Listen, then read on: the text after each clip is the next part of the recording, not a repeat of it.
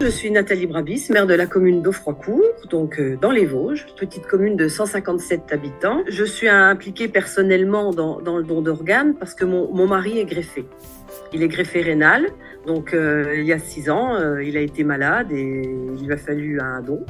Et puis ce don, c'était moi, puisque nous sommes compatibles et je lui ai donné un rein. Avant ça, vous étiez documenté sur le don d'organes? Eh ben non.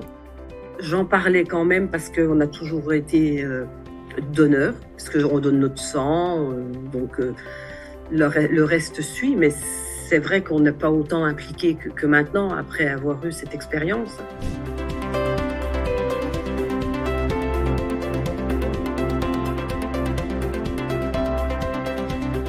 Nous sommes devenus ambassadeurs pour pouvoir parler justement de ce don d'organes où il n'y a pas vraiment d'informations. C'est déjà un honneur et une fierté. Parce que pour un petit village, je répète, 157 habitants, c'est quand même pas beaucoup. Nous n'avons pas un budget énorme et donc c'est vraiment une fierté. On a installé les panneaux aux entrées de notre village. Donc nous, on a 3 entrées. Les 3 panneaux sont installés. On est quand même un village passant puisqu'il y a à peu près 150 passages par jour. On est sur un axe assez routier. Donc, en voyant les panneaux, les personnes dans les véhicules peuvent être interpellées et se poser des questions. Quand on rencontre des problèmes comme ça de maladie en étant en famille, automatiquement, les médecins nous orientent vers un don de greffe vivant, comme ils appellent.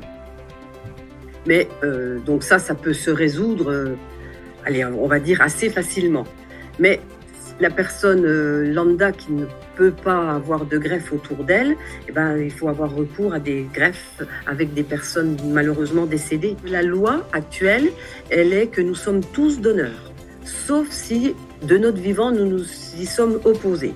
Mais si on n'en parle pas pour dire « moi je suis donneur, moi je ne suis pas donneur », le jour où malheureusement il y aura un décès brutal, parce que généralement c'est par des décès tragiques que le don d'organes se fait, si on n'a pas signifié notre avis, notre idée d'être donneur ou pas, les proches qui sont autour généralement refusent.